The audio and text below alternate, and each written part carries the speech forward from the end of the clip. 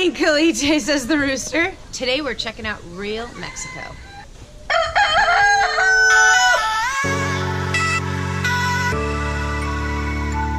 El Calite sits about 20 to 30 minutes north of Mazatlan, and it's a cool little town that's out off by itself. Definitely, if you're going to Mazatlan, you have to check out some of the surrounding towns, and you gotta check out El Calite because you really get a slice of life of what it's like to live in real Mexico, out away from the big cities, out away from the resorts and the tourist attractions. We had a great time here, and we got to see a lot of unique things that we would never have seen if we hadn't gone to a small town like this.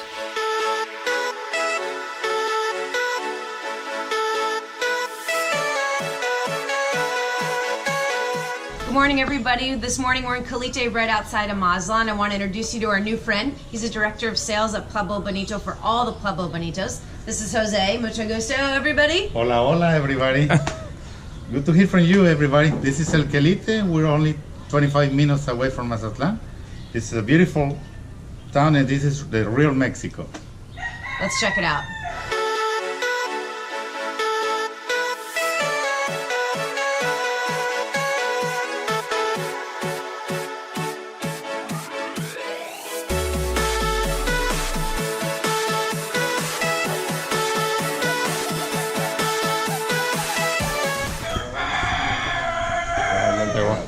This is really cool to see. We wouldn't have. This is real Mexico. This is definitely real Mexico. What is that?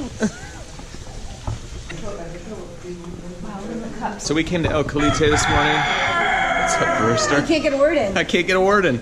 We came here this morning to have a traditional breakfast made from the eggs that are, from those chickens right down there, and, local organic ingredients. Super excited about this. Oh my gosh.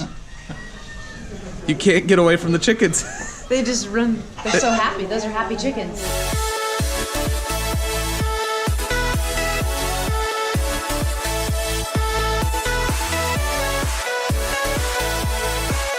My favorite thing to do is dip.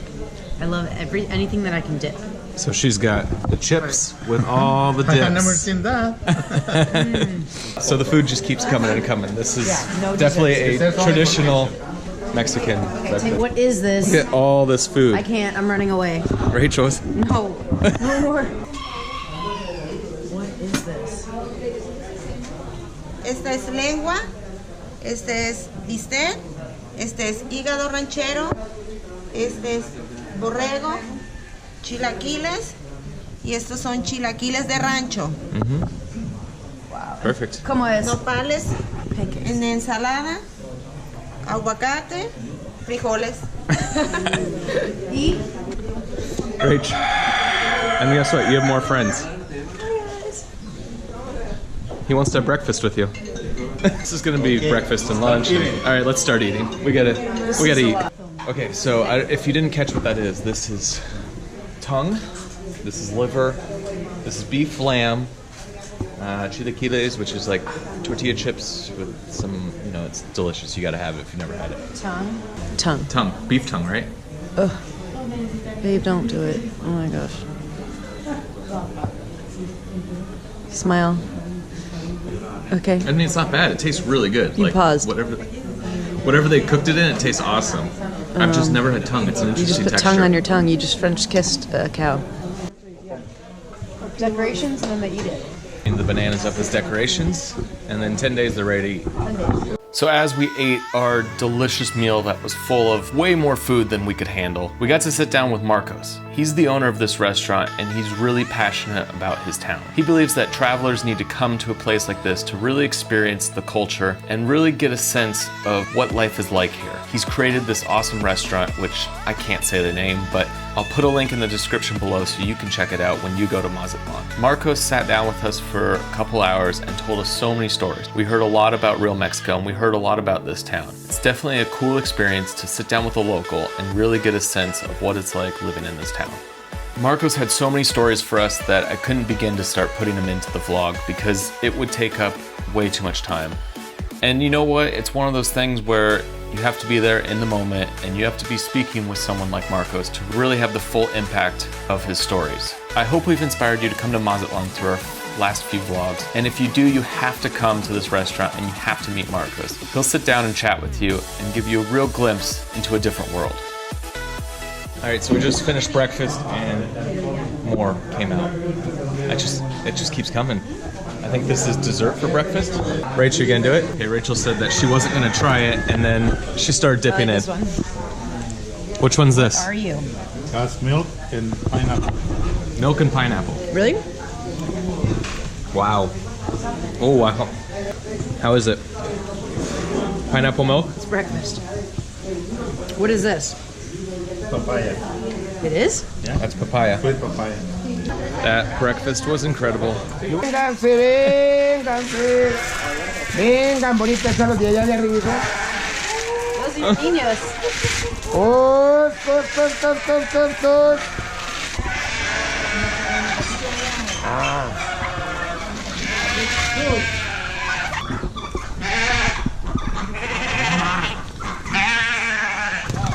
Ooh!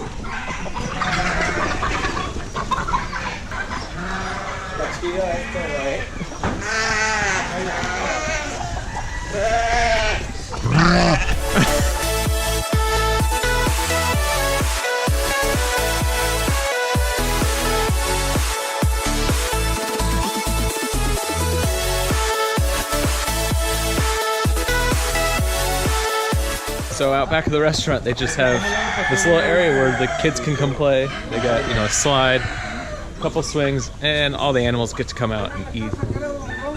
It's pretty cool. What's up, Big Turkey? There's just like turkey, chickens. You're an ugly bird. There's a lot of animals back here.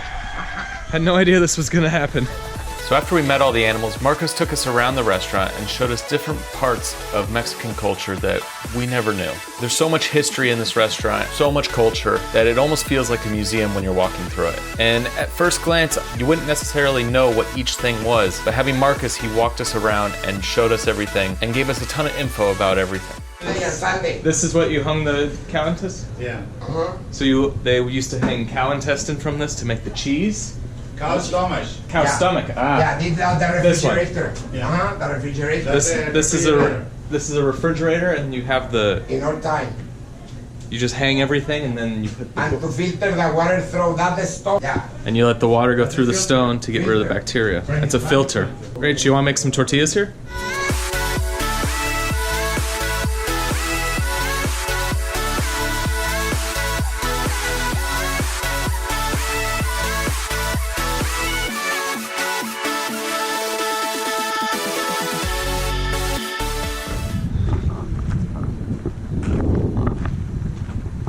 All right, so Jose just dropped us off on the side of the road.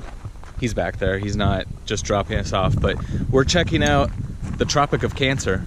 We are on the Tropic of Cancer right here. It's a very unique spot, and you know, something that's really cool about Mazatlan, because Only special crops, special agriculture, special animals can thrive on the Tropic of Cancer. And there's special things that are here that you can't find anywhere else. Yeah. So Jose was telling us that they're trying to help bring tourism and help build this area up so people can see. I mean, this is a special area. cool. The I mean, latitude 23 by 27 is special. we are standing on the Tropic of Cancer, right? Tropic of Cancer. Yeah. Special things happen here. So hopefully there's no snakes up here, for one. This ball represents the Tropic of Cancer. Pretty cool, right? Pretty cool. Now we're heading back to the Pueblo Bonito, Emerald Bay. And I think it's time for the pool because today is much hotter than yesterday for sure.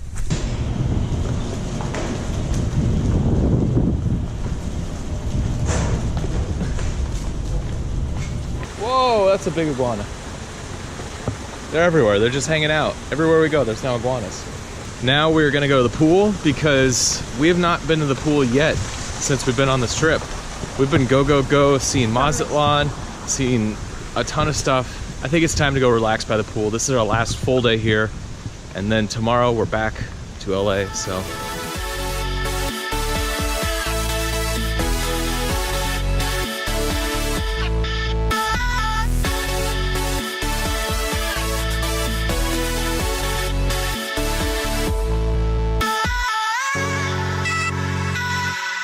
Alright, so after the pool, we just kind of relaxed, hung out, didn't do a whole lot. Now we just got to Pueblo Bonito, Mazatlan, which is their other property. It's actually the first property 30 years ago. They built this hotel, and we wanted to come check it out and see the other beach. Oh look, they have flamingos too. But it's really cool. It's they're completely redoing this property next year, so this is the last year that it's going to stay like this, and then next year they're going to completely redo it and, you know, update everything. So